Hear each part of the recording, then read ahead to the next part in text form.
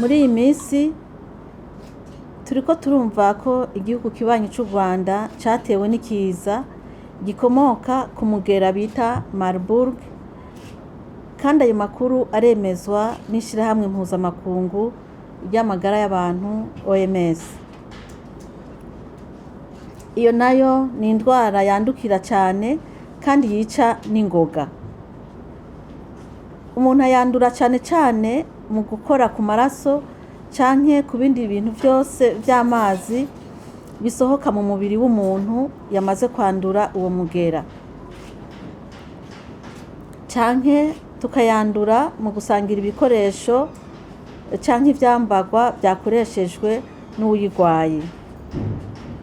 Uwanduye uwo mugera ashobora kumara iminsi 3 gushika ku minsi 21 ata kimenyetso arerekana, ariko ashobora kwanduza uwo mugera.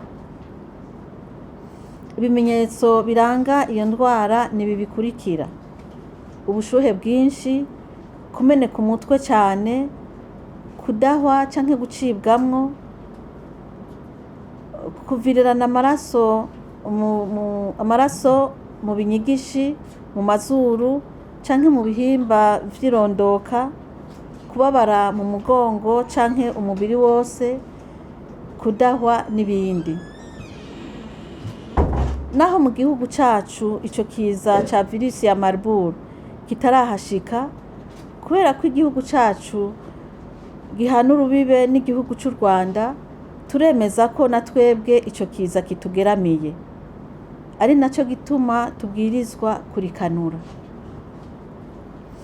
Nico gituma rero duhamagariye abantu bose baba mu Burundi gushira mu ngiro ingingo zo kwikingira no gukingira abandi, kugira ngo ico kiza ntikitwinjirane. Izo ngingo nazo ni izi: kwirinda gukoranako canke kuramukanya duhana iminwe, gukaraba kenshi n'amazi meza n'isabuni, kwirinda gutizanya ivyambarwa, gushikiriza inkuru n'ingoga abajejwe ubuvuzi igihe tubonye ubufise ibimenyetso vy'iyo ndwara. Ni kandi kwitura vyihutirwa ivuriro rikwegereye mu gihe wibonye ko ibimenyetso vy'iyo ndwara. Twagomba kandi dusabe ko ababa mu Burundi bose borema, kuko igihugu cacu kiriko kiritegura bikwiye mu gufata ingingo zose zishoboka kugira ngo ico kiza ntikitwinjirane. Nidushire inguvu hamwe twese mu kwikingira ico kiza.